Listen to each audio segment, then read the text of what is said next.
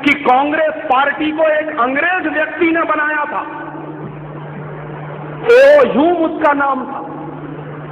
और कांग्रेस की जब बंबई में स्थापना हुई 1885 में गोकुलदास तेजपाल भवन में, तो बाकायदा कांग्रेस का जो प्रियम्बुल लिखा गया था वो क्या था कि कांग्रेस पार्टी एक मनोरंजन क्लब के रूप में स्थापित हुई थी इस देश में, मौज मस्ती का क्लब था।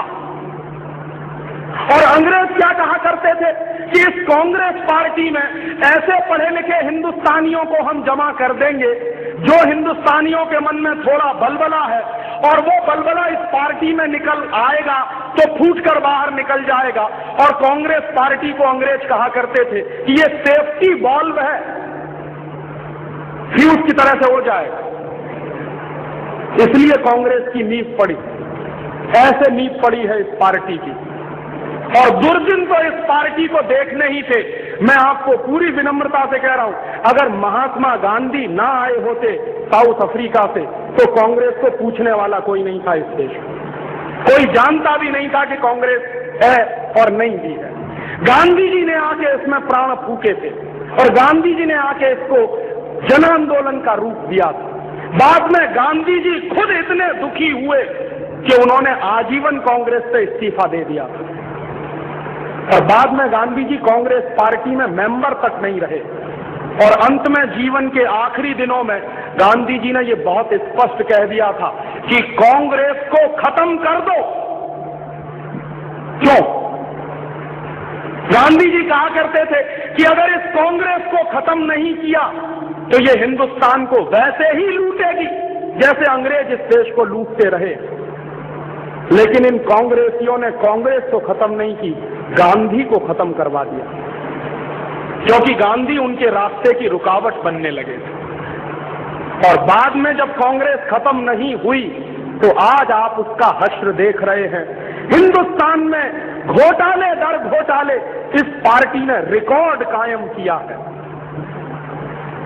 और गांधी जी यही कहा करते थे कि अगर ये कांग्रेस खत्म नहीं हुई तो देश को ऐसे लूटेगी जैसे अंग्रेज लूटा करते थे।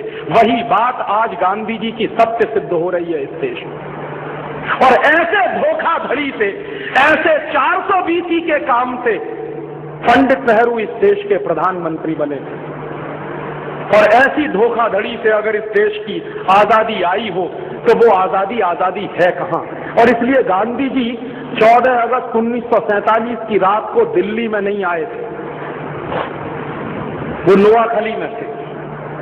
और कांग्रेस के बड़े नेता गांधी को बुलाने के लिए गए थे कि बापू चलिए आप। गांधी ने मना कर दिया था। क्यों? गांधी कहते थे कि मैं मानता नहीं कि कोई आजादी आ रही है। और गांधी ने स्पष्ट कह दिया था कि ये आजादी नहीं आ रही है, सत्ता के हस्तांतरण का समझौता हो रहा है, आजादी नहीं आ रही है। और गांधी जी ने नोआखली से प्रेस स्टेटमेंट रिलीज किया था। वो प्रेस स्टेटमेंट भी पूर्णाहुति में छपा है पूरा का पूरा। उस प्रेस स्टेटमेंट गांधी जी ने पहले ही वाक्य में ये कहा कि मैं हिंदुस्तान के उन करोड़ों लोगों को ये संदेश देना चाहता हूं कि ये जो तथाकथित आजादी, सो कॉल्ड फ्रीडम आ रही है, ये मैं नहीं लाया, ये सत्ता के लालची लोग हस्तांतरण के चक्कर में फंसकर लाए हैं। मैं मानता नहीं कि इस देश में कोई आजादी आई। और इसलिए गांधी आए नहीं थे। 14 अगस्त रात 1947 को दिल्ली में नहीं थे, नोआखली में थे। माने भारतीय राजनीति का सबसे बड़ा पुरोधा जिसने हिंदुस्तान की आजादी की लड़ाई की नींव रखी हो, वो आदमी दिल्ली में मौजूद नहीं था 14 अगस्त 1947 की रात को। क्यों? उसके गंभीर अर्थ हैं। गांधी जी इससे सहमत नहीं थे।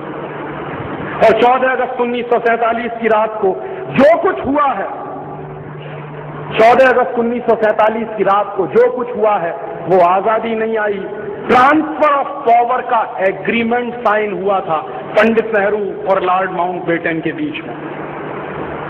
ट्रांसफर ऑफ पावर का एग्रीमेंट और इंडिपेंडेंस ये दो अलग चीजें हैं। स्वतंत्रता और सत्ता का हस्तांतरण ये दो अलग चीजें हैं। और सत्ता का हस्तांतरण कैसे होता है? आप आज देखिए, एक पार्टी की सरकार है, वो चली जाए, दूसरी पार्टी की सरकार आती है, तो दूसरी पार्टी का प्रधानमंत्री जब शपथ ग्रहण करता है तो वो शपथ ग्रहण करने के तुरंत बाद एक कॉपी पर हस्ताक्षर करता है, शायद आपने देखा होगा। तो जिस कॉपी पर आने वाला प्रधानमंत्री हस्ताक्षर करता है, उसी कॉपी को ट्रांसफर ऑफ पावर की बुक कहते हैं।